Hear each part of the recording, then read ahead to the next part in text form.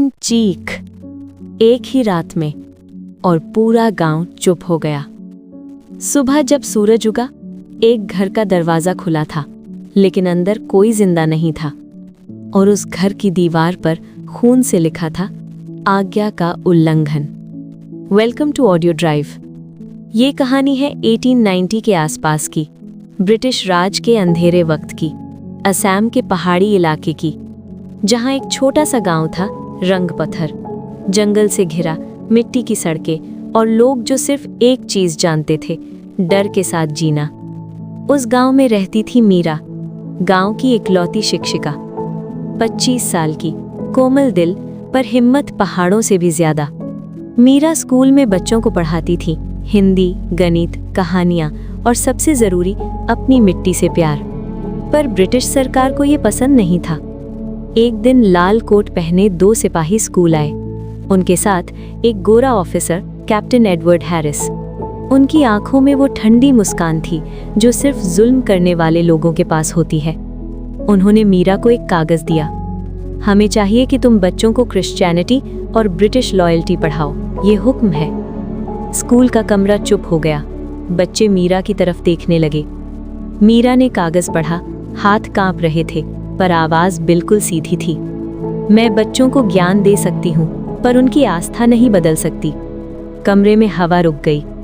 Captain Harris ने हल्का सा मुस्कुराकर कहा, तुम्हें 7 दिन मिलते हैं, फिर या तो तुम बदल जाओगी या तुम्हारी दुनिया।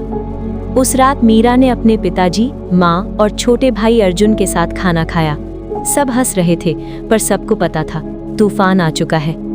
पिताजी ने धीरे से कहा, सच का दाम होता है बेटी। मीरा ने सिर हिलाया, मैं झूठ नहीं पढ़ा सकती। अगले दिन से गांव वालों ने मीरा से दूरी बना ली। ब्रिटिश का डर इंसान को अकेला कर देता है। 7 दिन बीत गए और फिर आई वो रात। आसमान में बिजली चमकी, दरवाजे पर जोर की दस्तक हुई।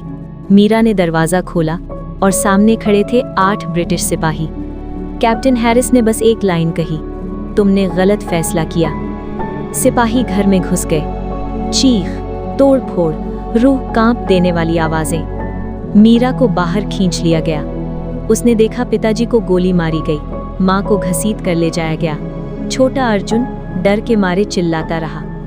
और फिर सब खत्म हो गया। गांव चुप था, आसमान चुप था, खुदा भी चुप था। सुबह तक घर खाली था, बस दीवार पर खून से लिखा था, आज्ञा का उल्लंघन। मीरा जिंदा थी, पर उसकी दुनिया मर चुकी थी। उस दिन के बाद मीरा कभी नहीं रोई, कभी नहीं हंसी, बस स्कूल लौट गई और अगले दिन क्लास में आकर बोर्ड पर लिखा, आज़ादी। बच्चे डर गए, पर मीरा मुस्कुराई।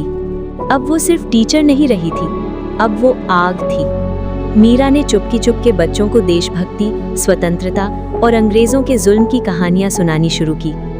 ब्रिटिश को लगा वो टूट चुकी है, पर सच तो ये था, वो बन चुकी थी तूफान।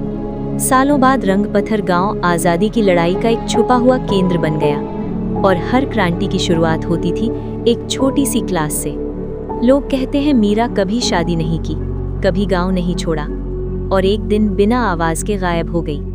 लेकिन आज भी उस पुराने स्कूल की दीवार पर एक शब्द लिखा मिलता है जो कभी मिटा नहीं, आज़ादी, और उसके नीचे छोटा सा नाम, मीरा।